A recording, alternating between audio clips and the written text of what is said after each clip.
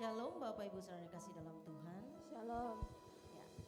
Sekali lagi shalom. Shalom. Hari ini adalah hari Jumat.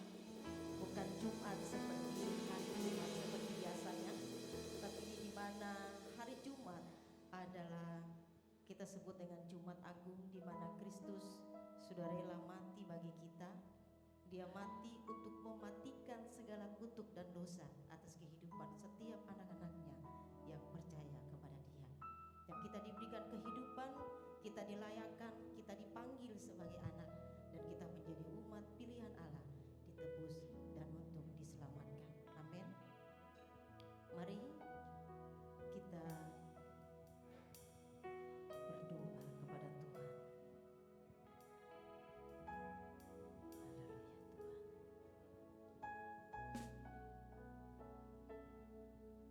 Ia tidak tampan, tidak karisma. Wajahnya yang biasa tak layak dipandang. Rupanya pun tidak menarik. Hingga kita pun enggan mendekat. Ia dihina, ia dihindari. Seseorang yang penuh dengan kesesakan, yang terbiasa menderita, begitu sangat dihina. Hingga orang menutup wajahnya, dan kita pun tidak memperhitungkannya. Marilah kita datang kepadanya di luar perkemahan dan menanggung kehinaan, karena kehinaannya adalah jalan menuju kemuliaan. Di pagi hari ini Tuhan, kami bersyukur kepadamu oleh karena rahmat dan anugerah-Mu yang besar. Engkau Allah yang memberikan kami waktu untuk kami beribadah kepada Tuhan, membawa kurban syukur kami yang terbaik bagi Engkau. Kami tidak datang dengan biasa-biasa saja Tuhan. Kami datang dengan membawa kurban syukur di hadapan Sang Raja. Engkau Allah yang layak untuk dimuliakan. Engkau Allah yang layak untuk ditinggikan, diagungkan. Sebab Engkaulah Raja di atas segala raja. Ibadah pagi hari ini kami buka dan kami alaskan di dalam satu nama Allah Tritunggal, yaitu Bapa, Putra, dan Roh Kudus, Allah yang Esa mulia. Haleluya. Amin. Mari kita siapkan hati kita.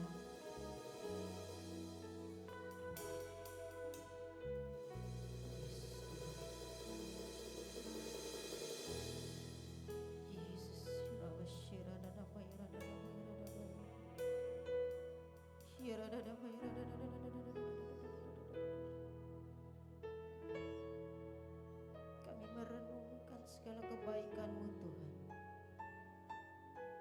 Kami berdiam diri mengangkat hati dan tangan kami di atas tahta-Mu yang kudus. Yesus.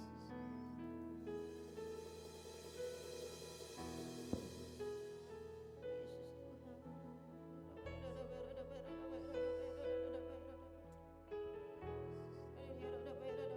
Yesus.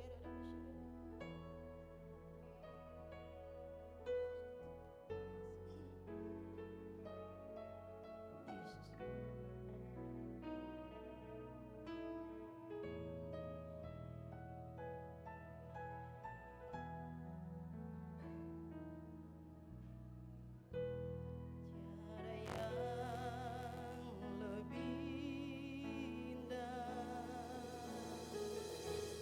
tiada yang lebih mulia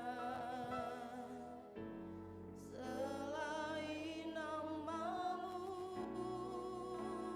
Yesus Tuhan.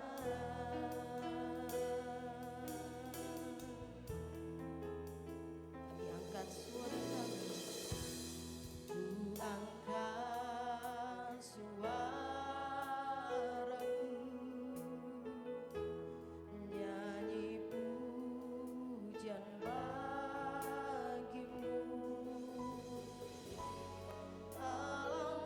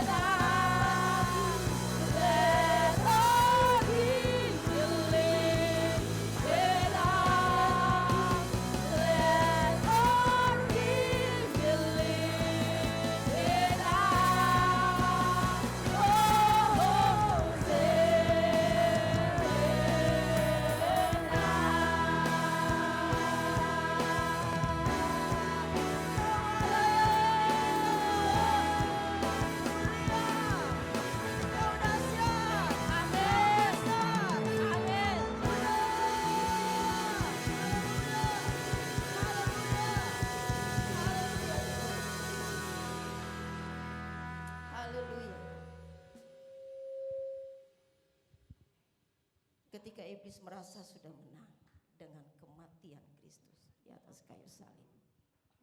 Ternyata apa yang dia bayangkan adalah salah. Iblis kalah total dengan kematian Kristus. Karena hari ketiga nanti dia bangkit. Dia hidup membuktikan bahwa dia adalah Tuhan, kurban yang sempurna. Manusia mati karena dosa, maka yang layak untuk menggantikan adalah manusia yang suci yang datang dari surga. Kurban hewan atau binatang tidak bisa menggantikan manusia. Hanya Engkau Tuhan datang ke dalam dunia dengan satu tujuan, untuk menebus dosa kami. Terima kasih Tuhan, Kaulah kurban yang sempurna. Di dalam nama Tuhan Yesus kami siap untuk memuji lebih lagi, memuliakan Engkau, bersorak karena Engkau mati dan bangkit bagi kami. Di dalam nama Tuhan Yesus, haleluya, amin. Sekali lagi shalom. Shalom. Mari beri salam 5 orang, katakan dia bati, dia bangkit, sebab dia Tuhan yang menyelamatkan kita.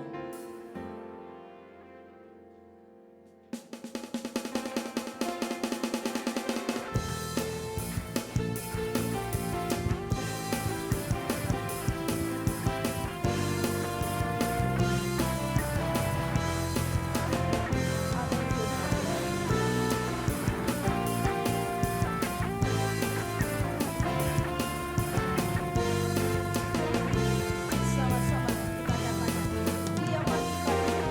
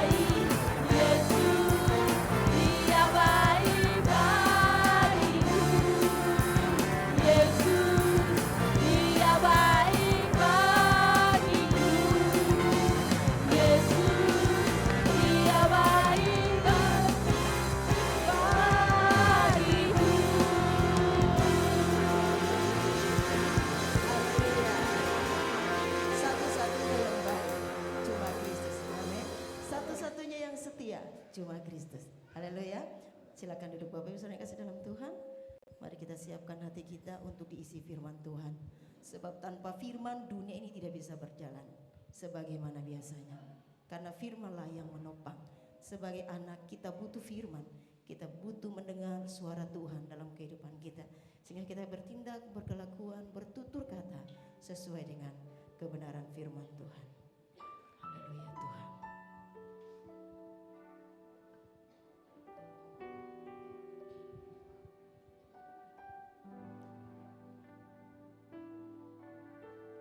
Dia Yesus telah mati bagiku.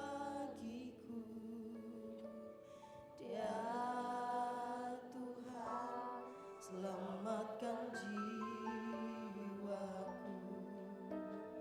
Bagi Dia pujianku tak dapat ku balas kasih-Nya. Dia angkatku jadi anaknya,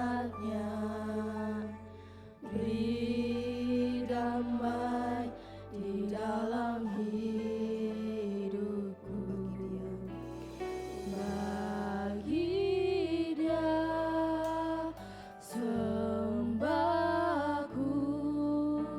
hanya Dia segalanya bagiku.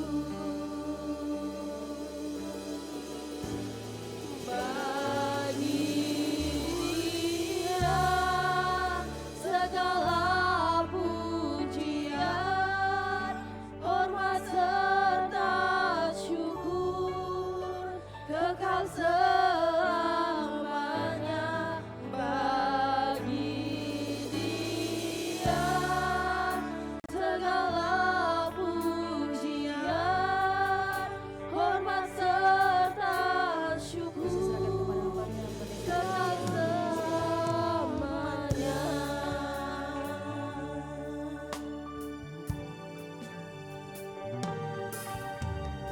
Dia Yesus telah mati bagiku. Dia Tuhan selamatkan jiwaku. Bagi Dia pujianku tak dapat ku balas kasih-Nya. Dia angkatku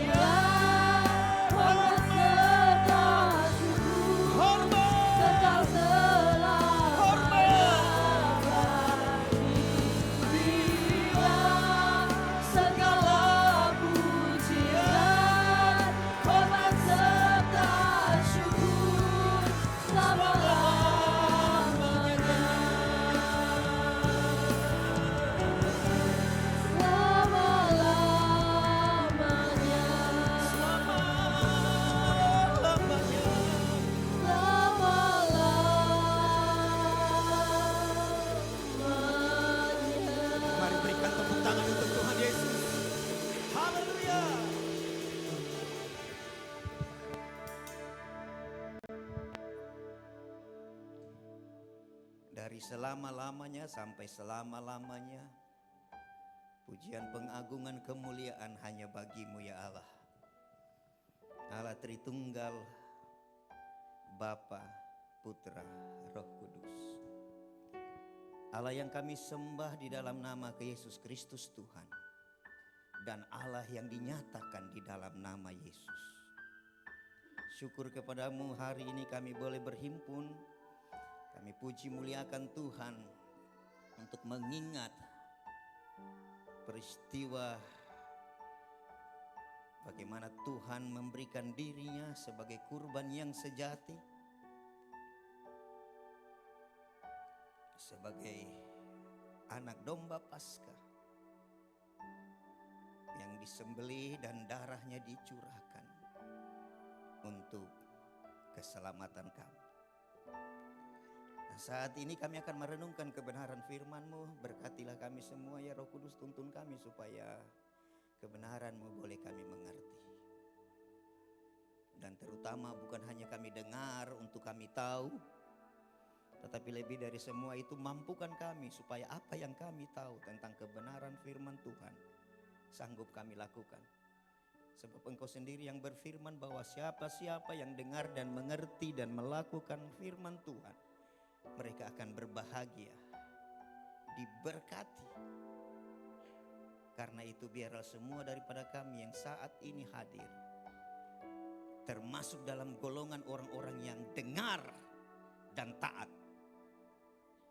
Terima kasih. Terpujilah namamu kekal sampai selama-lamanya. Pemberitaan kebenaran firman Tuhan ini sebagaimana seluruh rangkaian ibadah, tujuan utamanya adalah supaya Tuhan saja yang dimuliakan. Siaplah hati kami ditabur benih kebenaran firman Tuhan. Dalam nama Yesus Kristus Tuhan, setiap jemaat Tuhan yang siap merenungkan firman Tuhan, mari bersama-sama katakan amin. Puji Tuhan. Haleluya. Shalom. Sekali lagi shalom. Ada sukacita? Amin. Walaupun hari ini seperti Ibu Desi tadi bilang, mengawali ibadah, mengatakan bahwa hari ini Jumat yang beda dengan Jumat-Jumat yang lain ya. Karena hari ini kita merayakan, atau dalam konteks kekristenan lebih tepatnya mengingat, anamnesis. Tuhan bilang begini pada peristiwa perjamuan kudus. Bukan perjamuan kudus, maksudnya perjamuan Paskah yang kemudian kita rayakan sebagai perjamuan kudus. Perbuatlah ini sebagai peringatan akan aku. Anamnesis. Kalau amnesia kan lupa, jangan lupa begitu. Kenapa? Karena firman Tuhan di bagian lain dikatakan begini. Kita sering menjadi lemah dan putus asa karena kita gagal dalam hal mengingat. Dipakai kata di situ, marilah kita mengarahkan pandangan kita kepada Dia yang tekun menanggung bantahan dari orang-orang berdosa, supaya kamu tidak menjadi lemah dan berputus asa. Jadi kalau kita jadi lemah dan berputus asa dalam hidup ini, biasanya kita gagal dalam hal mengingat. Begitu. Dan biarlah setiap kita akan selalu nyanyikan, ingat kasihnya, ingat kasihnya. Ya, hari ini Jumat Agung. Dan tentunya bukan harinya yang agung. Bukan Jumatnya yang mubarok. Bukan Jumatnya yang jaidah, walaupun memang Jumat ini adalah Jumat jaidah, Jumat mubarok, Jumat berkah katanya. Karena kami biasa Selasa ketemu orang, Selasa berkah. Bukan harinya yang mubarok, bukan harinya yang mulia, tapi peristiwa yang terjadi di hari Jumat itu. Amin.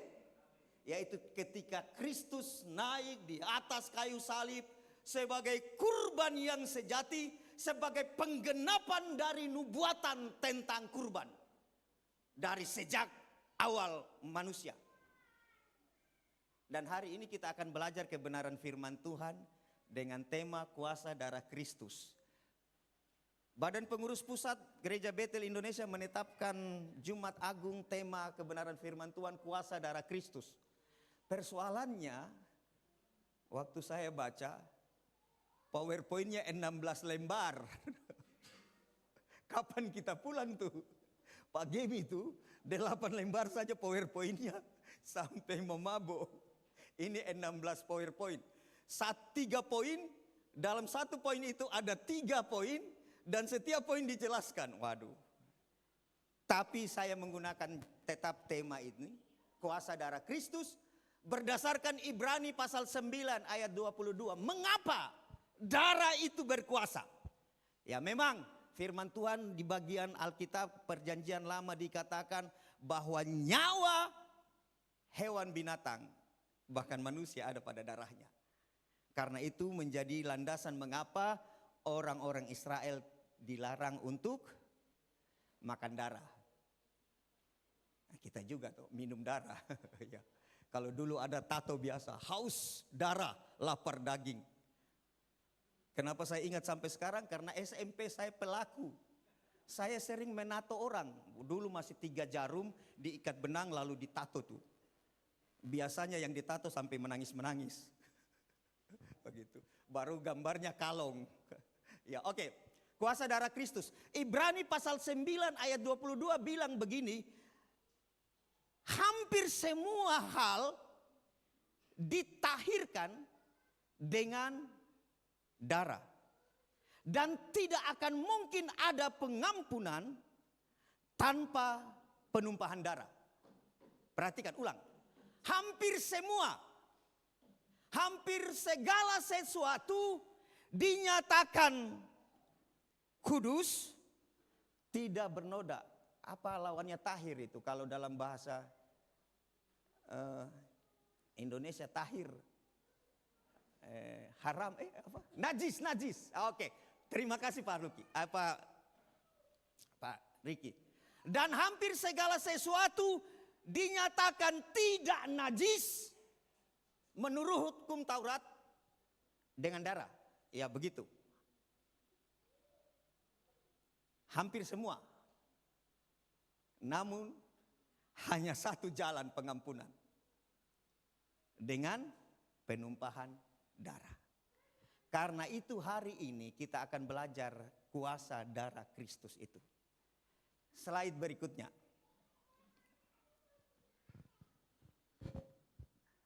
Kembali ke slide tadi. Ya.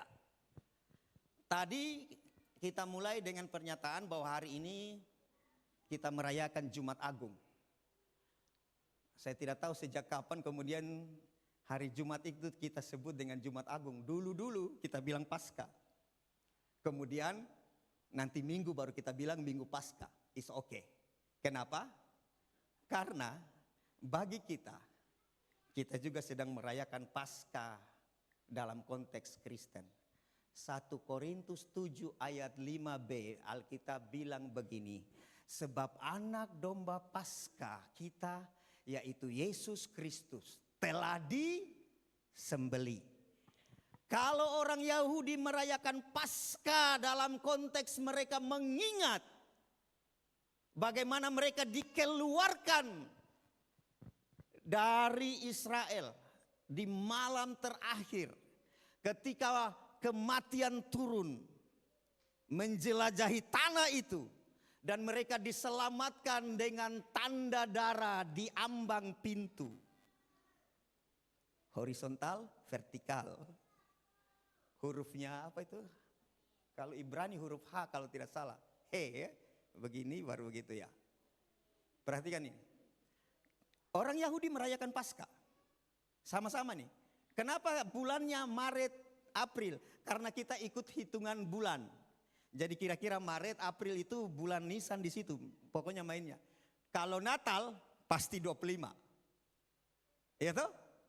Pasti 25 Desember. Kalau Jumat Agung dan Paskah bukan pada tanggalnya, tapi pada harinya. Mau tanggal berapa? Harus hari Jumat dan hari Minggu. Iya toh? Kalau Natal mau hari apa? Yang penting 25 Desember.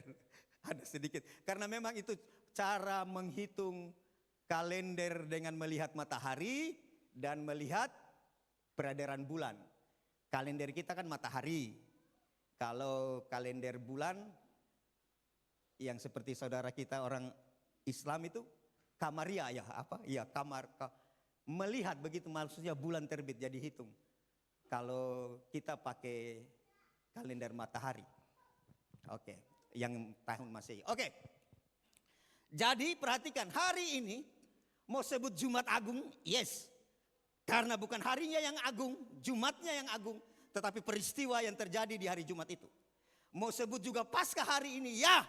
Kita sedang juga merayakan Paskah, yaitu ketika anak domba Paskah, yaitu Yesus Kristus, disembelih, disalib pada hari Jumat. Amin. Ya. Dan Yohanes Pembaptis ketika berjumpa dengan Yesus, dia tahu inilah anak domba Allah yang menghapus dosa dunia. Dia alusi ke jauh di belakang sana pada peristiwa ketika manusia jatuh ke dalam dosa. Dalam hal apa? Darah Kristus itu berkuasa. Yang pertama mari kita buka Alkitab kita. Slide langsung saja. Cepat-cepat kita nanti nih. Janji. Menebus, mengampuni, membenarkan, dan menyucikan. Masih ada lagi tuh. Tapi kalau kita jelaskan secara masing-masing akan panjang. Menebus, mengampuni, membenarkan, dan menyucikan. Dan keseluruhan ini kita sebut dengan keselamatan. Darah Kristus berkuasa untuk menyelamatkan saudara dan saya. Dalam hal penebusan, pengampunan dosa, ia membenarkan dan menyucikan. Oke. Bapak ibu saudara yang terkasih dalam Tuhan, kadangkala orang bertanya, kalau Allah itu maha pengasih dan maha pengampun, mengapa ia tidak mengampuni dosa saja? Mengapa harus ada penebusan? Pertanyaan itu karena perbedaan cara memandang dosa. Di perjanjian lama dosa itu utang. Konsekuensi dari utang itu harus dibayar. Dan yang namanya penebusan, ketika pihak ketiga menjaminkan seseorang terlepas dari utang. Ada dua pihak yang berperkara di utang. Pihak ketiga yang menebus. Persoalannya dalam konteks dosa, Alkitab bilang begini. Tidak ada darah hewan yang dapat menebus. Kifara, mengganti. Dan itu terjadi ya jauh di peristiwa ketika manusia jatuh dalam dosa. Dosa adalah utang dan konsekuensi dosa tidak selamat, kebinasaan, maut. Roma 6 ayat 23a. Upah dosa, konsekuensi dari dosa, kematian, ketidakselamatan. Mati keterpisahan dari Allah, mati secara jasmani, dan mati pada kekekalan nanti. Tapi syukur kepada Tuhan, Efesus 1 ayat 7 dikatakan bahwa dalam Yesus Kristus kita beroleh penebusan, diganti. Yaitu apa? Dosa diampuni. Dan pengampunan dosa itu bukan berdasarkan amal perbuatan kesalehan, tapi berdasarkan semata-mata pada kasih karunia-Nya. Jadi selalu bermula dari pihak Allah. Dari pihak manusia tidak bisa. Ceritanya jauh sekali di sana. Ketika Tuhan datang dan berkata kepada Adam. Bukan. Adam, semua ini boleh makan ini. Pohon-pohon ini. Tapi pohon yang satu ini tidak boleh dimakan. Pohon apa? Ya, pengetahuan. Ya. Kemudian itu peristiwa masih Adam sendiri. Belum ada Hawa. Dan pastinya setelah itu peristiwa ketika Hawa ada, Adam akan mentransferkan perintah ini, memberitahukan kepada Hawa. Persoalannya kemudian iblis datang dan menggodai. Memutarbalikkan perintah firman Tuhan dan menambah mengurangkan perintah. Putar baliknya di mana? Pasti semua tidak boleh makan, gitu kan? Kemudian diputar balikan, menambahkan. Manusia membijaksanai. Tuhan dengan jelas mengatakan pasti kamu mati. Tapi manusia menambah-nambahkan bahwa tidak boleh makan, tidak boleh, bahkan tidak boleh raba. Pasti mati, dibijaksanai, nanti mati. Jadi kemudian terjadilah dosa. Singkat kata, ya seperti yang selalu saya ulang-ulang, manusia berusaha menutup aib ketelanjangan dosa itu dengan usaha. Seperti begitulah agama-agama mengajarkan. Manusia berupaya dengan segala kesalehan amal baik, perbuatan dharma sekalipun untuk menutup itu. Dilambangkan dengan mereka menganyam daun pohon untuk menutupi. Tapi tidak cukup. Dan memang tidak akan mungkin. Karena Yesaya 700 tahun sebelum peristiwa salib bilang begini. Bahwa bahkan kesalehan kita seperti kain najis. Saleh saja tidak bisa kesalehan. Maka perlu ada tindakan yang daripada Allah.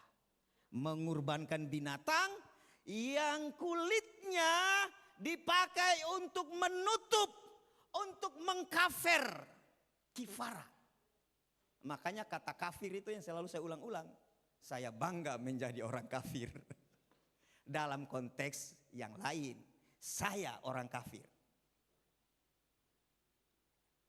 Saya adalah orang yang telah dikafir, kifara. Sudah begitu. Sejak itu, pola ini, seperti bacaan kita tadi, tidak akan mungkin ada pengampunan tanpa penumpahan darah. Terus dibawa, terus digaungkan, kurban, kurban, kurban. Termasuk yang pernah kita pelajari, peristiwa Ibrahim itu, Abu Rahim itu mempersembahkan Ishak anaknya, kemudian tidak jadi. Memang awalnya dalam konteks ujian, tetapi itu bukan hanya dalam konteks ujian, tetapi itu juga bicara sekaligus tentang kurban. Alkitab bilang begini, maka menolehlah Abraham dan melihat domba yang tanduknya tersangkut di belukar. Ia mengambil domba itu sebagai pengganti Ishak. Kalau hanya ujian kan selesai. Ya, kira-kira kalau Allah bilang begini, Abraham, sekarang aku tahu bahwa engkau ternyata memang setia. Selesai, peristiwa ini pulang. Tapi dilanjutkan dengan apa? Jadi bukan hanya sekedar peristiwa tentang ujian iman dari seorang bapa yang namanya Abraham. Tapi itu juga gambaran tentang kurban. Dan kemudian sampai, ya singkat cerita itu diceritakan sampai pada peristiwa Musa. Ketika darah itu ditaruh di ambang pintu setiap rumah orang-orang Israel. Sehingga maut itu tidak masuk ke dalam situ. Dan itulah yang disebut dengan Pesah. Pesah Lakem. Kamu akan terlewati. Lakem itu ya kamu. Assalamualaikum. Salam alaikum. Lakem, lakum ya sama lah. Akan melewatimu. Pesah. Makanya kalau kita main domi, tidak ada yang mau dikasih turun, pas, lewat. Yang begini-begini bertobat. Dia tahu tentang itu, tapi dia tidak tahu maknanya. Tidak ada, pas, maksudnya lewat. Dan orang Israel kemudian merayakan itu sebagai Paskah. Hanya persoalannya bait Allah sudah tidak ada. Sejak tahun 70 Masehi, Jenderal Titus yang kemudian menjadi kaisar meratakan bait Allah itu. Dan syarat bait Allah, syarat kurban hanya boleh dilakukan di bait Allah. Maka sampai sekarang 2000 tahun lewat. Sejak tahun 70 Masehi. Orang Israel, orang Yahudi tidak mempersembahkan kurban. Karena tidak ada bait Allah. Begitu.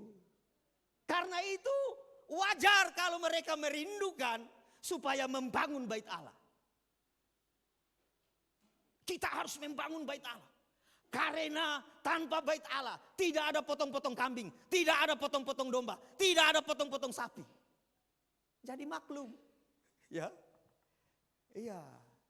Tapi puji Tuhan bagi kita tidak ngefek. Ngefeknya kalau bait Allah dibangun, oh sudah dekat. Iya tuh harus kan begitu. Tuhan Yesus bilang, mereka bilang begini tuh, wih bagusnya ini tempat ini. Bro, nanti tuh batu bata satu dengan batu bata yang lainnya tidak akan seperti ini, rata. Kurang lebih kemudian 40 tahun berikutnya nubuatan itu terjadi. Tapi nubuatan itu berlaku lagi nanti suatu kali ketika bangsa itu dikepung. Pembinasa keji itu akan duduk di bait Allah, menguasai. Dan kemudian umat ini akan kembali pengharapannya kepada Allah. Kalau sampai saat ini masih kapatuli, masih harap kekuatan yang lain, tunggu. Dan Tuhan bilang itu saatnya. Begitu. Jadi dalam konteks kerinduan membangun bait Allah itu ya kita senyum-senyum saja. Ya memang orang merindukan. Sudah tidak pernah mereka merayakan hari raya kurban. Kalau kita, puji Tuhan. Kita merayakan kurban dalam konteks mengingat Yesus yang adalah anak domba Paskah itu telah disembelih. Kuasa darah, oke. Lewat. Karena itu Bapak Ibu Saudara yang terkasih dalam Tuhan Yesus, seperti yang tadi saya katakan bahwa peristiwa ini lama dan darah Kristus itulah yang berkuasa menebus saudara dan saya. Tidak ada pengganti yang lain. Dengan penebusan itu dosa kita diampuni. Ya, orang bilang kenapa tidak diampuni? Iya betul, dalam konteks praktis dosa kita, 1 Yohanes 1 ayat 9 bilang setiap kita berdosa, kita mengaku Dia akan tetap setia mengampuni dosa kita, pelanggaran kita. Tetapi ada juga konsekuensinya. Di sana dibilang Ia setia dan ada keadilan. Jadi konsekuensi perbuatan dosa tetap kita alami. Misalkan sudah tahu itu akan dosa itu menimbulkan perbuatan itu menimbulkan hal-hal yang merusak. Kemudian kita lakukan, itu merusak kita, minta ampun, pasti diampuni. Tapi konsekuensinya jalani toh. Tapi syukur kepada Tuhan. Tuhan yang akan memampukan kita untuk menjalani konsekuensi itu kalau kita sungguh-sungguh bertobat. Amin. Mengampuni. Tapi penebusan dosa di satu sisi yang saya bilang itu. Disitulah kita diganti posisi kita. Dibenarkan. Secara hukumnya. Bahwa kita adalah orang-orang benar. Dan dalam keseluruhan rangkaian hidup ini. Kita harus terus menghidupi kebenaran. Itu faktanya. Secara praktis. Dan itulah terjadi di mana penyucian.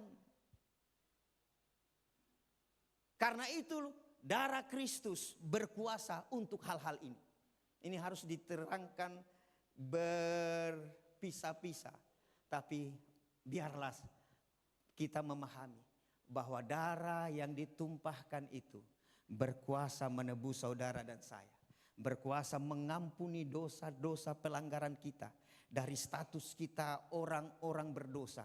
Kemudian dibenarkan sehingga setiap saat kita jatuh di dalam dosa kita bertobat, dosa kita diampuni.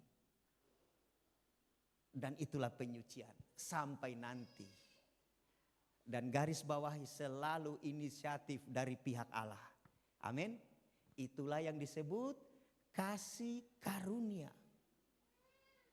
Tadi tuh sambil nyanyi tuh, lalu saya mencoba merenung-renungkan bacaan tentang kasih karunia yang ajaib itu, Chesed. terlalu banyak itu definisinya di perjanjian lama. Sampai saya bilang dalam hati, iya Tuhan, dari segimu sekali selamat tetap selamat. Padahal dulu diskusi itu panjang tuh. Kita baku tengkar tentang hal itu memang betul. Tapi dari segimu sampai saya tiba pada kesimpulan. Ketika merenungkan kasih karunia itu. Saya berkata, iya betul Tuhan. Dari pihakmu sekali saya selamat, tetap saya selamat. Nah, gitu, ajaib. Tiada bisa terselamat. Yang kedua, berkuasa dalam hal apa? Berkuasa dalam hal pendamaian. Roma pasal 5 ayat 10 bilang begini, dengan kematiannya di atas kayu salib, Allah yang berhak murka, tanda kutip, seperti ditenangkan, begitu. Allah membuat dirinya berdamai dengan kita ini, layak dimurkai dari peristiwa sana. Peristiwa ketika manusia jatuh di dalam dosa. Baca dulu Roma 5 ayat 10, tolong buka. Roma 5 ayat 10.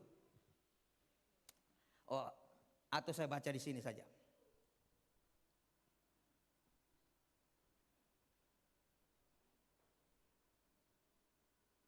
Ada? Ya. Sebab jikalau kita ketika masih menjadi musuhnya Allah karena dosa tadi itu, ya, diperdamaikan dengan Allah lewat penumpahan darah itu. Jadi lewat penumpahan darah, Allah yang berhak murka, lalu kemudian diperdamaikan. Kalau lewat kematiannya saja, di situ disebut kita diperdamaikan. Apalagi nanti hari Minggu, lewat dia bangkit, stempel keselamatan, yes. Maka setiap daripada kita ini adalah almarhum dan almarhumah. Orang-orang yang dirahmati dengan keselamatan. Kikari tomene. Dua kata yang dipakai hanya untuk Bunda Maria dan kepada jemaat. Di surat mana tuh? Kita ini adalah orang-orang yang dirahmati. Makanya seperti tadi saya katakan, saya bangga sebagai orang kafir. Sedikit lagi saya mau pakai gelar di depan saya, ALM, almarhum. Iya, orang yang dirahmati dengan selamat, keselamatan. Oke. Dengan darah Kristus kita diperdamaikan dengan Allah. Dan bukan itu saja. Kolose pasal 1 ayat 20, segala sesuatu didamaikan. Waktu manusia jatuh ke dalam dosa, ketika ia melawan, tidak mengerjakan perintah, karena memang kan perintah. Lalu mereka tidak mengerjakan. Kenapa kata musuh itu? Karena waktu mereka tidak melakukan perintah, itu mereka memposisikan dirinya, manusia memposisikan dirinya sebagai lawan. Sebagai seteru, itu pakai kata itu. Oke? Ketika masih seteru, jadi kita menjadi lawan Allah. Bukan hanya dosa itu efek terhadap manusia, tetapi kepada semua alam raya ini. Singa yang tadinya tidak makan kambing, sejak kejatuhan dosa, singa makan kambing, begitu. Rusak tuh alam. Alam yang harusnya tidak ditakuti oleh manusia. Dalamnya laut, pekatnya gelap malam, bukan hal bagi manusia. Sejak jatuh dalam dosa, rusak semua ini. Dan itu harus dibalikan dalam tatanan rencana Allah. Dan puncaknya nanti, Nabi Yesaya bilang begini, kau lihat nih, anak-anak main-main dengan apa tuh? Sampai apa? Main-main dengan ular tedung. Singa sampai tidak ada niatnya mau makan anak kambing lagi. Sudah dibalikan. Jadi dengan darah Kristus kita diperdamaikan manusia dengan Allah. Tapi semuanya suatu kelak nanti. Dan itu berproses. Lewat apa? Lewat saudara dan saya yang telah diperdamaikan. Berdamai dengan tetangga, berdamai dengan teman, berdamai dengan istri. Berdamai dengan istri. Karena suami yang bicara ini tuh. Nanti kalau istri yang bicara di sini baru dia bilang berdamai dengan suami. Darah Kristus itu berkuasa. Baik secara misterius kerjanya maksudnya. Tidak seperti yang kita rayakan itu kan. Yang disimbolisasikan dengan roti dan anggur. Didamaikan. Karena itu Bapak Ibu Saudara yang terkasih dalam Tuhan. Perkataan terakhir kedua dari 7 perkataan Tuhan Yesus di atas kayu salib. Dia bilang, ni salam, tetelestai, sudah selesai. Apa bahasa Inggrisnya itu? It is finished. Kata selesai itu bukan seperti kita, kata selesai kita. Sudah selesai cuci piring, besok masih ada cuci piring. Kata itu bicara begini, sudah didamaikan, salam. Ya, shalom. Saya dengan Allah shalom. Tapi saya dengan manusia juga shalom. Karena itu setiap berjumpa, entahkah kita berkata dengan mulut kita kedengaran atau di hati kita tidak kedengaran. Mestinya itu dengan sungguh-sungguh kita berkata gini. Dalam hati, salam.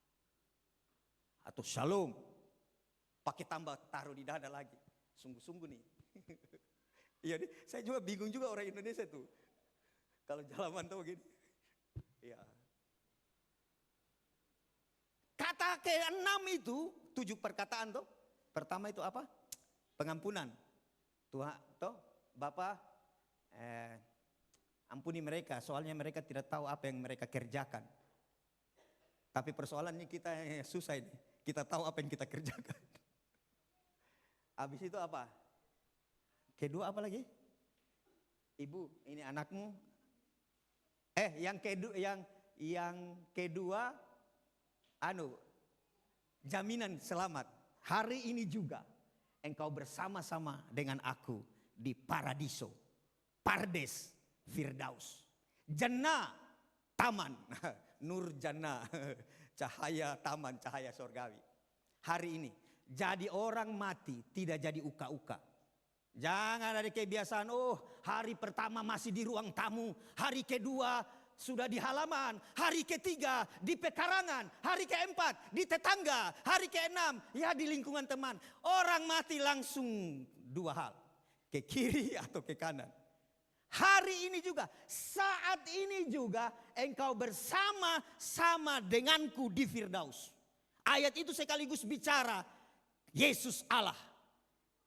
Bagaimana bisa ia mengatakan dengan aku sementara dia terpaku di atas kayu salib? Kalau ia manusia saja, tidak mungkin perkataan itu dia katakan. Amin?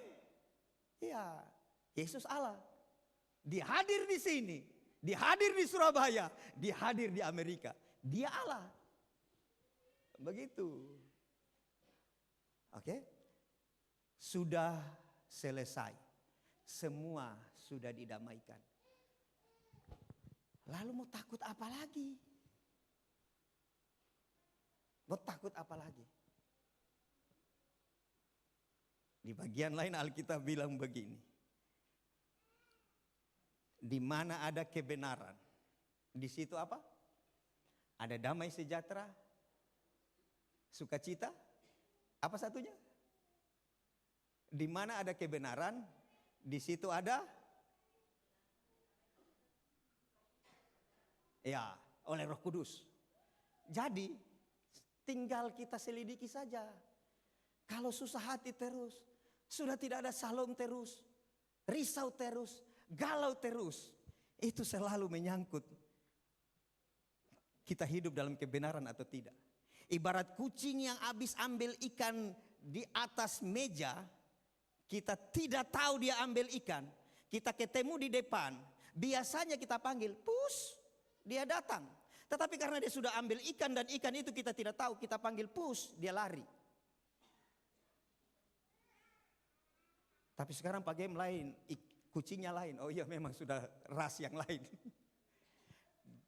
Kalau damai sejahtera, shalom itu kemudian terganggu dalam hidup saudara dan saya, cek kita menghidupi kebenaran atau tidak. Karena damai sejahtera itu lahir dari kebenaran. Amin. Oke. Damai. Damai di bumi, damai di sorga. Itu pesan di Natal. Karena darah Kristus itu memperdamaikan. Kalau Allah memperdamaikan dirinya dengan kita, maka kita juga harus berdamai dengan semua orang.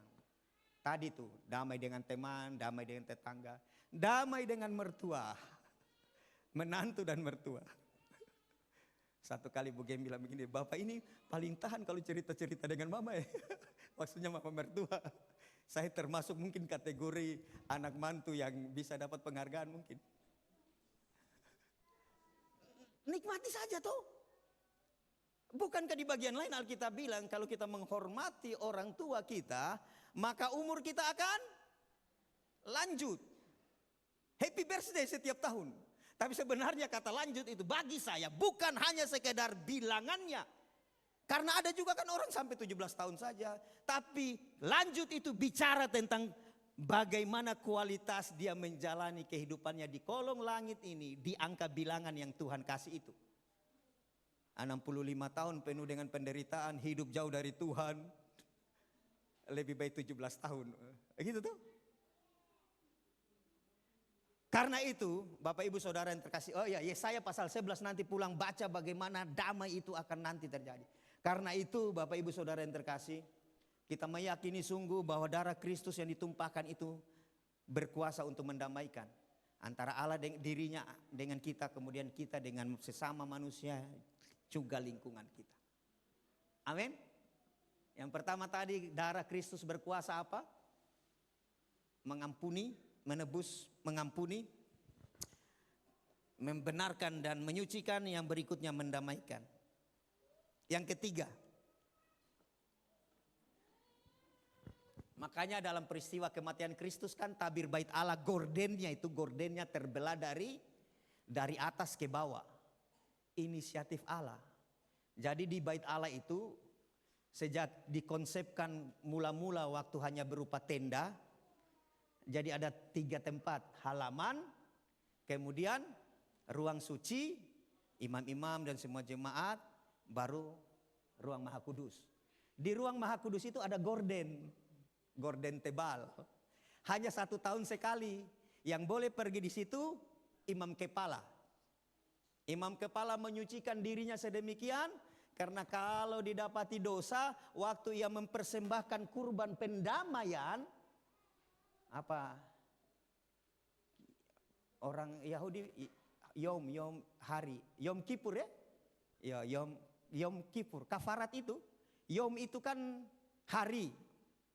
Yaum, pernah dengar Yaum Milad? Ya, hari lahir. Orang Arab bilang Yaum Milad, Yaum, ya. Hari. Jadi waktu dia masuk mempersembahkan kurban itu dia harus suci. Karena itu menurut tradisi mereka harus menggunakan giring-giring di kaki. Jadi ketika mereka melangkahkan kaki melewati gorden itu, keces. Waktu tidak bunyi, woi, imam-imam di luar bilang begini, woi, senior tewas di dalam.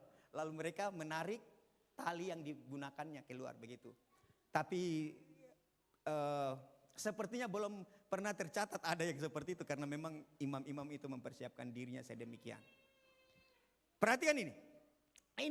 Ini gorden nih, tebal ini ibarat. Yang hanya boleh dimasuki 1 tahun sekali oleh imam kepala, imam agung untuk memperdamaikan umat. Jadi darah itu diperciki. Di bagian lain nanti ada kurban yang dikeanukan, yang disembeli, dibakar, tapi ada juga kambing yang ditumpangi tangan. Lalu dikatakan, segala dosa bangsa ini turun ke atasmu. Lalu kambing ini dilepas di gurun sana. Biar Azazel, biar setan ambil. Itu namanya kambing hitam. Istilah kambing hitam itu dari situ. Kambing yang dipersalahkan, pribadi yang dipersalahkan. Oke, lanjut kepada ini. Ini jadi susah nih. Tapi waktu Kristus mati di atas kayu salib, waktu dia berkata sudah selesai, dan perkataan ke-7 dia berkata, ke dalam tanganmu kuserahkan nyawaku. Dan pada saat itu di bait Allah yang kurang lebih 3 kilometer dari Golgota, robek gorden itu dari atas ke bawah. Sejak itu, saudara datang kapan saja, di mana saja, dalam keadaan apa saja, waktu apa saja, dalam suasana apa saja, boleh menghampiri Tuhan. Amin. Karena darah itu. Lihat. Mau pakai baju apa, tidak seragam kita ini tuh. Saya pikir kalau darah itu tidak ditumpahkan, yang perempuan harus pakai talakum mungkin. Walaupun kekristenan di Timur Tengah pakai tuh. Yang laki-laki harus seragam. Dengan darah Kristus kita layak menghampiri Allah. Ibrani 10 ayat 19-12. Bahkan Alkitab bilang di kitab Ibrani kalau kita baca bahwa imam itu, kalau imam-imam menurut peraturan Harun di perjanjian lama, setiap tahun mereka bolak-balik mempersembahkan kurban darah anak domba yang usianya 1 tahun, tidak boleh kaskadu, pokoknya fix. Sudah keluar rekomendasi dari dinas peternakan, tidak ada apanya itu, pokoknya 1 tahun domba ini baru disembelih. Lalu Kristus masuk mempersembahkan darahnya sendiri. Nanti pulang baca tentang imam besar Ibrani itu. Dia sekaligus menjadi pengantara. Makanya Bapak Ibu Saudara yang terkasih, saya mau tegaskan, tidak ada pengantara lain, hanya Yesus Kristus. Karena firman Tuhan bilang kalau Allah itu Esa, maka Esa lah pengantara kita, yaitu siapa? Yesus Kristus. Tidak ada asisten redemptorik yang lain. Tidak ada. Tidak ada terwakilkan. Melalui kematiannya kemudian kita mendapat akses datang. Dan setiap kita akan nyanyi. Ku masuk ruang Maha Kudus dengan darah anak domba. Ku masuk dengan hati tulus. Berdasarkan Ibrani itu kan. Mari kita menghampiri dia dengan hati yang tulus. Kenapa? Karena darah anak domba Allah. Datang kapan saja. Persoalannya, seperti ada yang orang punya motor tapi memilih untuk selalu jalan kaki. Itu yang jadi persoalan. Kita boleh datang kapan saja kepada Tuhan. Ceritakan keluh kesah apapun. Tiap hal boleh dibawa dalam doa padanya.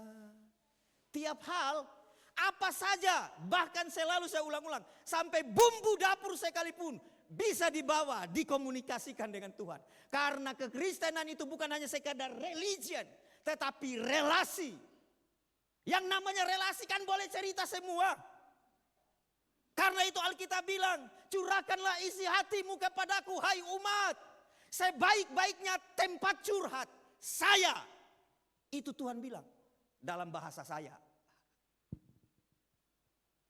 Cerita tuh, persoalannya kita selalu tanggung sendiri. Makanya sebenarnya kita ini selalu punya tempat.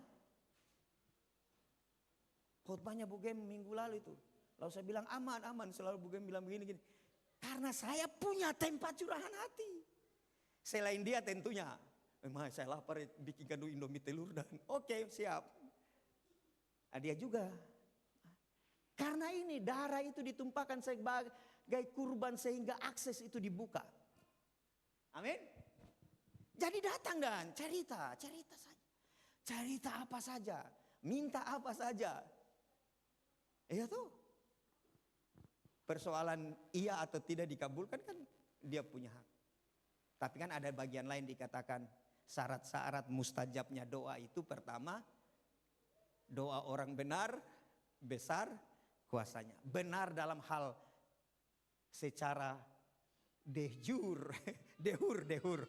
Iya Pak Dedi ya, dehur. Kapan pergi ke Jakarta? Oh bulan Juli. Untuk bertemu konser Julio Iglesias. Julio. Oh iya. J dibaca H. Secara hukum. Doa orang benar. Besar kuasanya. Orang benar yang mana? Orang benar secara hukum. Yang telah percaya menerima Kristus. Tapi juga benar secara de facto. Secara kelakuan. Benar karena dibenarkan. Benar karena menghidupi kebenaran itu. Sehingga setiap kita ini Bapak Ibu Saudara yang terkasih dalam Tuhan. Kita layak berdiri di hadapannya. Karena pertama-tama kita dibenarkan. Lalu hidup di dalam kebenarannya. Amin. Itu yang kemudian Petrus yang rasis ini. Ya minta maaf waktu masuk di rumahnya Cornelius. Petrus bilang begini. Kalau ada jenggotnya kira-kira kalau ada jenggot. Cornelius kau tahu toh. Kami ini orang Yahudi, kami punya aturan tersendiri untuk masuk kepada di rumah-rumah orang yang bukan Yahudi. Itu waktu dia pergi kepada komandan yang namanya Cornelius toh. Kisah para Rasul, Cornelius, betul ya? Iya. Lalu kemudian peristiwa yang terjadi seperti mereka alami di Pentakosta terjadi di rumah itu. Lalu Simon Petrus bilang begini, ya, I know. Wih sadap. Sekarang saya tahu, ternyata. Nanti pulang baca, ternyata. Kepada semua orang. Disinggung suku bangsa di situ. Bahwa Allah berkenan. Karena apa? Perbuatan. Dan itu dimulai ketika malaikat datang dan berkata, Cornelius. Doamu sudah didengar. Pergumulanmu tentang kebenaran itu sudah didengar. Ini saya tambahi. Kerinduanmu untuk terus bertanya, tunjukkanlah saya jalan yang benar. Sudah didengar. Dan di satu sisi, sedekahmu sudah diterima. Jadi dia ini orang baik. Orang Yunani itu orang prajurit. Paling tidak 100 anak buahnya dibawa. Karena dia centurion, hekatantron. Orang yang memiliki anak buah paling kurang 100. Memilih untuk percaya kepada Allah yang disembah orang Yahudi. Allah yang disembah oleh Abraham, Ishak dan Yakub. Tapi bukan hanya itu, bersedekah selalu, berbuat baik. Maka dua hal itu datang malaikat bilang.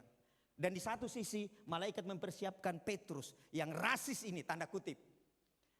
Kan pembaharuan itu terjadi toh.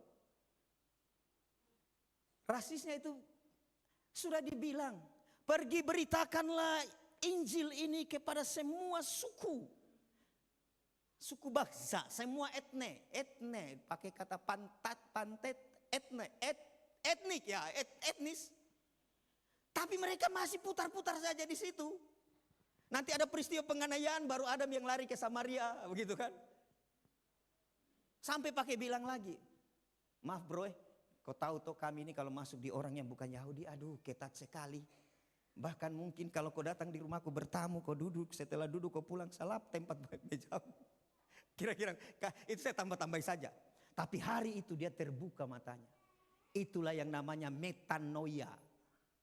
Nose-nya lebih dari itu. Oh ternyata kepada bangsa-bangsa lain juga dianugerahkan kasih karunia. Syukur tidak ada suara dari langit. Dari dulu saya bilang. Jadi Bapak Ibu Saudara yang terkasih ini juga belajar. Bahwa inilah yang disebut dengan progres. Amin. Tapi bukan progres yang sempat rame itu Bukan yang Kristen progres, bukan. Pemahaman kita kan ini dasarnya. Lalu kemudian pemahaman kita itu dibukakan. Pewahyuan berhenti tetapi pencerahan terbuka. Itu namanya progres. Bukan tiba-tiba progres nanti dibilang ada jalan lain kecuali Yesus, di selain Yesus. Itu bukan progres, karena progres itu ada di sini. Begitu. Ya istilah orang belajar teologi katanya development teologi. Kata susah lagi langsung, susah juga. Iya begitu berkembang. Tapi ini sudah ada. Amin. Jadi dengan kematiannya kita bisa masuk menghampiri. Bukan itu saja. Lewat darah itu. Kita punya jaminan suatu kelak nanti kita akan masuk dalam persekutuan yang kekal dengannya di langit baru, bumi baru. Amin. Kalau hari ini Alkitab bilang kita memandang dengan samar seperti kaca. Tapi suatu cermin, suatu kelak nanti kita akan panim el panim, face to face dengan dia. Karena itu saya meyakini sungguh perjumpaan kita dengan Allah. Itu perjumpaan dengan Yesus Kristus yang telah mengambil natur manusia. Dan ketika ia naik ke surga, natur manusianya itulah kekal, tetap berada. Lalu dengan dialah nanti kita berjumpa. Dan itu paling tidak ada bocorannya. Ketika Yesus di hari Minggu itu, Alkitab bilang begini, dia ada di tengah-tengah para murid dan berkata, Assalamualaikum. Langsung para murid bilang, ini Tuhan kehantu nih. Adakah ikan goreng di situ? Lalu diambil untuk membuktikan, rabah nih. Kan masih bisa dipegang. Tapi kok tembus tembok? Kira-kira seperti itu. Makanya di surat Rasul Paulus tentang kematian dia bilang begini, ada tubuh kebangkitan. Karena itu Bapak Ibu bagaimana respon? Terakhir ini. Tidak ada di slide. Kalau darah itu berkuasa, menebus, mengampuni, membenarkan dan menyucikan. Kalau darah itu berkuasa mendamaikan saudara dengan Allah, saudara dengan saya, dengan sesama kita, bahkan alam segala ciptaannya. Kalau darah itu berkuasa sehingga kita memiliki akses yang dulunya Allah itu terlalu transenden, tidak bisa dilewati, tidak bisa jarak apapun bisa menjembatani kesalehan, kebaikan, amal, perbuatan, ilmu pengetahuan dan segala filsafat tidak bisa menjembatani. Hanya darah itu ditumpahkan sehingga kita punya akses. Respon kita apa? Filipi bilang begini, kerjakanlah keselamatanmu dengan takut dan gentar. Kolose bilang begini, jangan mau digeser dari pengharapan Injil. Amin. Yang kedua, persembahkanlah dirimu sebagai ibadah yang sejati. Roma. Karena itulah ibadah yang logis. Latraian logikos. Logikos latraian. Ibadah yang masuk akal. Ibadah yang masuk akal itu apa? Kita telah diberikan hidup. Kemudian hidup ini kita kembalikan untuknya. Amin. Karena itu Ibrani bilang begini. Marilah kita mempersembahkan kurban berupa ucapan bibir yang memuliakan Tuhan. Amin. Kerjakan keselamatan dengan takut dan gentar. Hidup dalam tanggung jawab. Berikan diri kepada Tuhan sebagai bentuk ibadah kita. Pelayanan apapun yang bekerja sebagai pekerja profesional. Pegawai kah, angkatan bersenjata TNI, Polri kah, pengusaha. Kerjakan itu dengan sungguh-sungguh seperti Tuhan bilang begini. Engkau harus mengerjakannya seperti untuk Tuhan. Bukan hanya seperti untuk manusia. Para pekerja-pekerja mengerjakannya. Karena darah itu berkuasa untuk itu. Amin. Amin. Sambil kemudian kita mempersembahkan selalu kurban. Yaitu bukan kambing, domba, sapi dan lembu. Tetapi ucapan bibir yang memuliakan Tuhan. Dan perbuatan baik. Karena itulah ibadah yang berkenan. Tuhan Yesus memberkati. Selamat merayakan kematiannya dalam sukacita. Dunia menganggap kematian itu kekalahan. Tapi bagi kita, kematian itu adalah kemenangan. Amin. Karena nanti hari Minggu kita peringati kebangkitannya. Haleluya. Bapak Ibu, kita akan berdoa.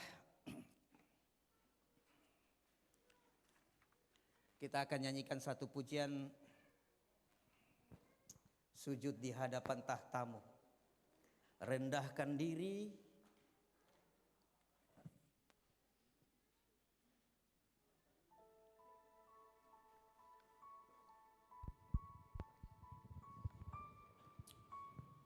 Haleluya. Yesua Hamasiah. Yesus Juru Selamat. Haleluya. Sujud di hadapan tahtamu. Rendahkan diri, ku menyembahmu. Haleluya. Haleluya.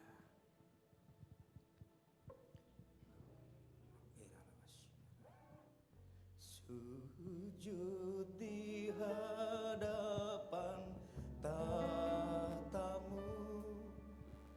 Rendahkan diri, ku menyembahmu. Ingatkan segala pengorbananmu, lembutkan hatiku. Dengan apakah Tuhan? Dengan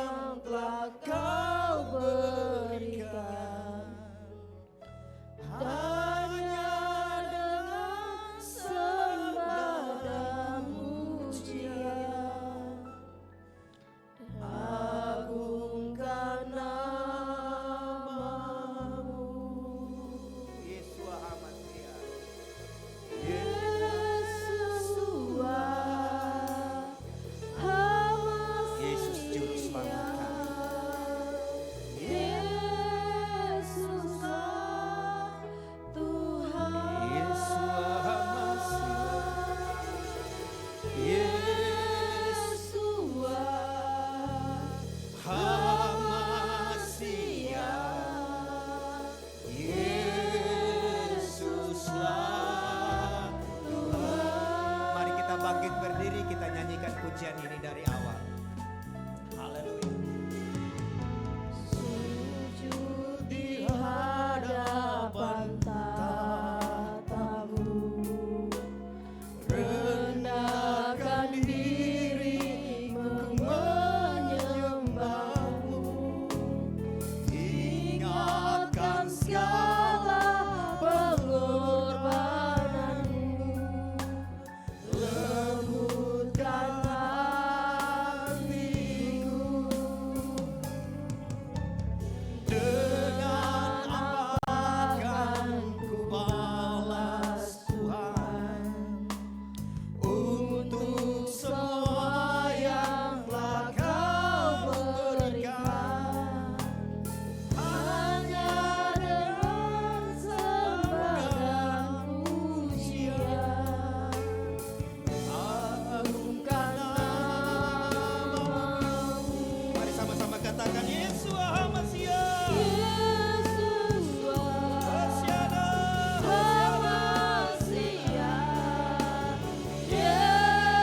Yesuslah Tuhan, Yesua Hamasiah. Kau juru selamat kami yang hidup.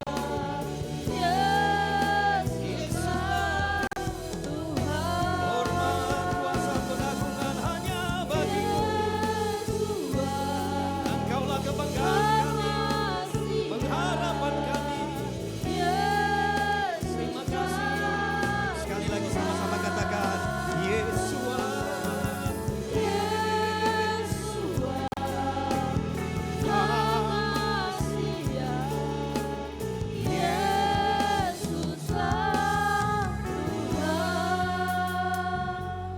Syukur kepadamu.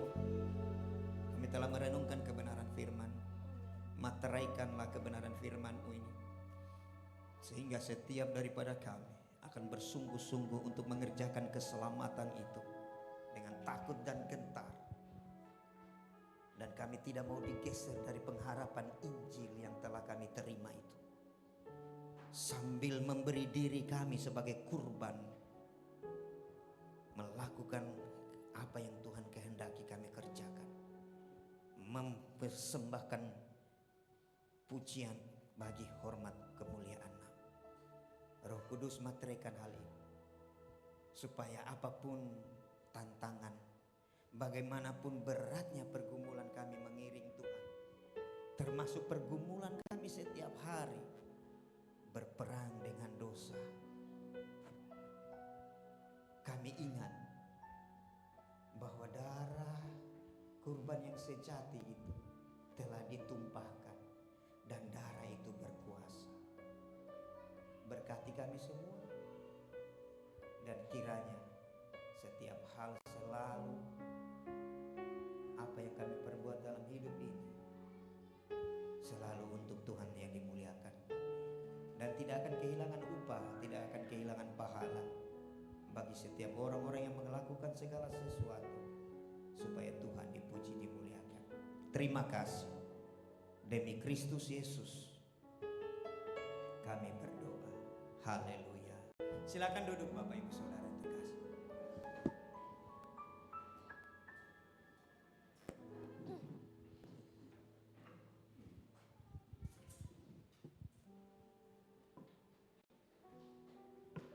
Ya, puji nama Tuhan. Firman Tuhan itu sungguh memberkati bagi saya secara pribadi, karena ketika berbicara tentang mendamaikan atau pendamaian, saya teringat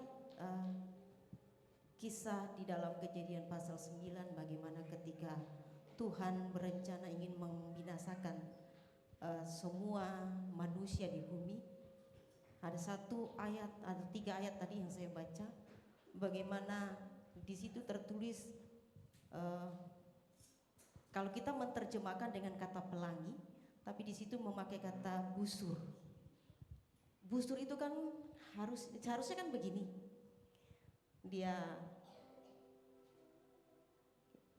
jadi itu dia diarahkan ke langit. Kalau seharusnya Allah itu kalau ingin membinasakan manusia, kan busur itu dia harus menghadap ke bawah. Bagaimana di sini saya menerjemahkan bagaimana Allah menahan murkanya. Tetapi di Golgota kita melihat salib itu diarahkan kepada Kristus, diarahkan kepada anaknya. Bagaimana Allah menebus kita. Murka yang seharusnya itu kita terima, tapi itu kena. Allah menjadi pengganti. Ya, dan puji Tuhan, terima kasih untuk kebenaran firman-Nya, dan itu menguatkan kita bahwa kita tepat memilih siapa Tuhan kita.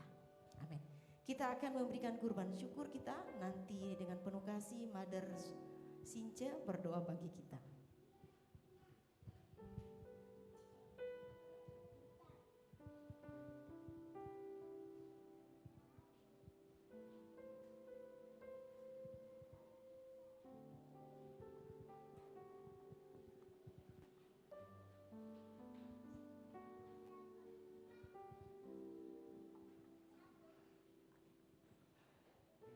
Haleluya, haleluya. Mari kita berdoa. Haleluya, terima kasih Tuhan, terima kasih segala pujian, syukur kami naikkan kepadamu Bapa. Engkau begitu baik, bahkan pada hari ini kami bisa beribadah Tuhan hanya oleh karena anugerah kasih karunia daripadamu Tuhan. Bahkan Tuhan, firman yang kami sudah dengarkan, Engkau dikorbankan untuk menebus dosa kami, dan darah-Mu dapat melayakkan kami untuk menghampiri-Mu. Tuhan, sungguh Engkau baik Tuhan. Dengan apa kami akan membalas semua kebaikan-Mu selain daripada kami selalu Tuhan untuk datang kepadamu, menghampiri-Mu Tuhan. Karena Engkau sudah layakkan dengan darah-Mu, Engkau layakkan kami untuk menghampiri-Mu. Terima kasih Bapa, terima kasih hamba-Mu yang sudah menjadi saluran berkat-Mu pada pagi hari ini. Bapak Gembala Tuhan, Engkau berkati setiap pelayanannya, Engkau berkati dimanapun Bapak Gembala berada. Biar dia boleh menjadi berkat bagi orang-orang di sekitarnya.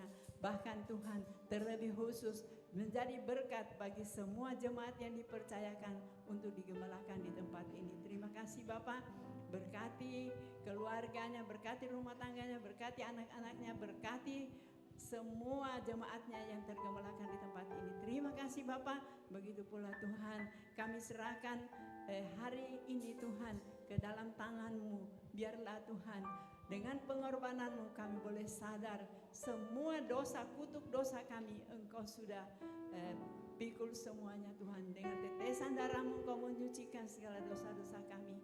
Terima kasih Bapak, terima kasih. Dan pada pagi hari ini anak-anak-Mu yang sebentar lagi akan membawa korban persembahan Tuhan. Biarlah Engkau terima korban persembahan sebagai korban bakaran juga yang berbau harum. Baik yang memberi maupun yang belum sempat memberi, Tuhan Engkau berkati. Bahkan Tuhan yang mengembalikan persepuluhan juga Tuhan Engkau berkati. Engkau berkati kami di pagi hari ini. Dalam nama Tuhan Yesus Kristus, hamba sudah berdoa dan mengucap syukur. Haleluya. Amin.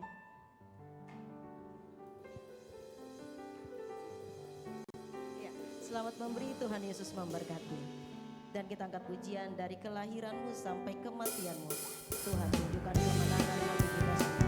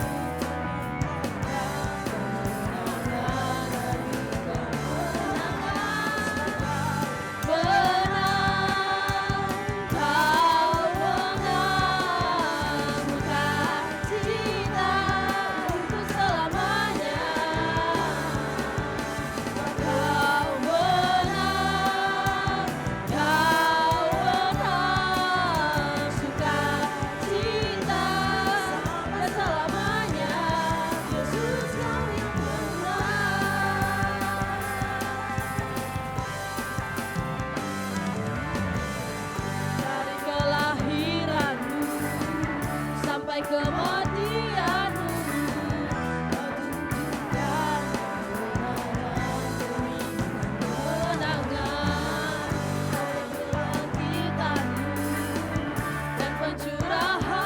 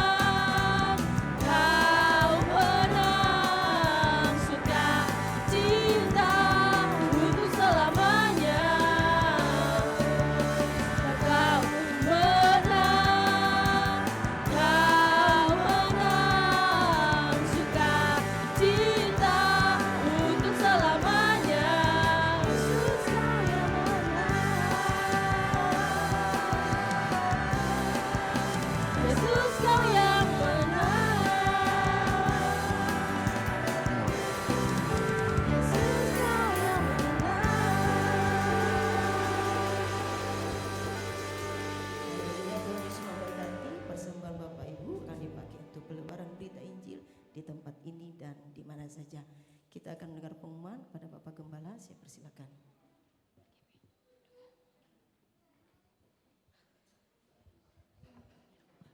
Ya, puji Tuhan, shalom. Ya, Bapak Ibu Saudara yang terkasih, pengumuman pertama bahwa hari Minggu nanti kita akan kembali untuk bersama-sama berhimpun di tempat ini untuk merayakan Paskah, ya, dalam ibadah Paskah. Karena itu saya berharap kita kembali untuk hadir mensyukuri kebaikan-kebaikan Tuhan dalam kehidupan kita. Dan setelah ibadah Paskah, pada hari Minggu nanti anak-anak, pemuda dan remaja serta sekolah minggu akan berfellowship di Pantai Nirwana. Ada beberapa kegiatan termasuk seperti biasa setiap tahun cari telur. Ya, jadi kalau tidak ada telur di Paskah agak kurang sepertinya. Tidak. Ya, jadi saya berharap bahwa orang tua bisa menghadirkan anak-anaknya di Pantai Nirwana pada jam 1 nanti setelah ibadah Paskah pada hari Minggu. Jadi ada beberapa kegiatan-kegiatan. Dan seperti setiap tahunnya, seperti tadi saya katakan, bahwa cari telur itu mungkin yang paling disukai anak-anak. Jadi ada games. Tentunya akan ada yang bertanya, kok anak sekolah minggu, pemuda remaja saja? Kalau anak sekolah minggu hadir di pantai, mungkinkah orang dewasa tidak hadir? Kan tidak mungkin. Walaupun secara khusus tahun ini anak sekolah minggu, nanti tahun depan lagi kita akan secara keseluruhan. Jadi saya berharap hadirkan anak-anak sekolah minggu, juga pemuda remaja dalam Paskah. Berikutnya Bapak Ibu Saudara yang terkasih, setelah ibadah ini jangan pulang dulu, kita akan menikmati snack yang disiapkan oleh bidang diakonia. Kita berfellowship merayakan Jumat Agung pada hari ini. Berikutnya ucapan selamat datang. Ya, pertama selamat datang kepada keluarga Pak Dedi, ya, termasuk istri dan anak kekasih. Juga tentunya selamat datang juga untuk Pak Jimmy, ya, tadi Pak Jimmy, ya, temannya Pak Jaya, juga keluarga dari Mama Aura, ya. Tuhan Yesus memberkati. Mari kita semakin bersemangat untuk beribadah. Latihlah dirimu beribadah, exercise, gimnas. Jangan jauh-jauh dari persekutuan, karena kita semakin giat menjelang kedatangan Tuhan. Begitu firman Tuhan. Semangat. Demikian pengumuman. Tambahan bahwa ibadah pemuda besok diganti. Minta maaf. Sabtu besok ibadah pemuda di rumah Saudari Kiren, ya, jam 7 malam. Demikian pengumuman. Tuhan Yesus memberkati. Mari kita bangkit berdiri, kita akan akhiri ibadah kita. Haleluya.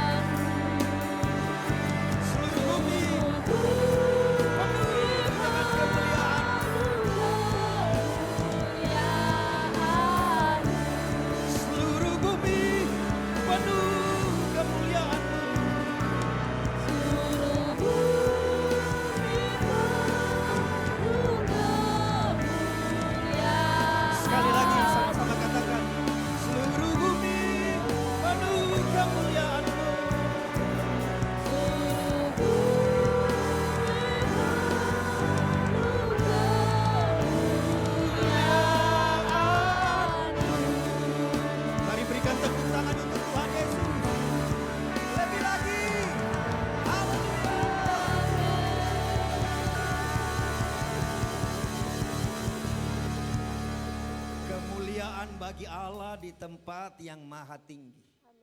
Dan damai sejahtera di antara orang-orang yang berkenan kepadanya. Berkenan karena darah Kristus ditumpahkan dan berkenan karena menghidupi kebenaran. Dan kamilah orang-orang yang berkenan di hadapan. Syukur kepadamu kami boleh beribadah, mengingat dan merayakan hari Jumat Agung pada saat ini.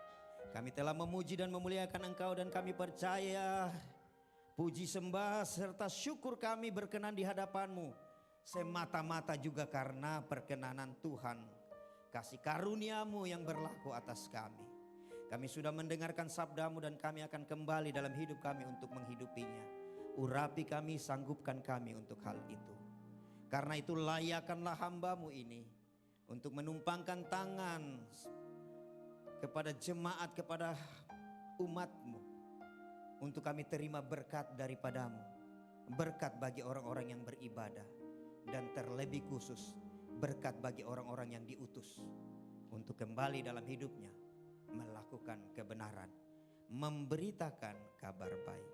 Karena itu Bapak Ibu Saudara yang terkasih, kembalilah dalam hidup-Mu. Arahkan senantiasa hati dan pikirmu kepada Tuhan, khususnya melalui firman yang disampaikan kepada kita. Darah itu berkuasa, menebus, mengampuni, mendamaikan, menyucikan. Darahnya berkuasa sehingga kita boleh beroleh persekutuan dengannya. Angkatlah kedua tanganmu dengan iman dan terimalah berkat. Kasih karunia, damai dan sejahtera yang bersumber dari Allah, Bapa, Putra, Roh Kudus. Kasih karunia dan damai sejahteranya dicurahkan atasmu, atas kita semua hari ini, bahkan sampai selama-lamanya. Dengan kasih karunia itu dimampukannya saudara dan saya untuk hidup di dalam ketaatan sampai Ia datang kali kedua kelak. Di dalam berkat nama Yesus Kristus Tuhan, setiap kita yang diberkati, mari bersama-sama katakan amin. Tuhan Yesus memberkati, ibadah kita selesai. Salam sehati, selamat merayakan Jumat Agung.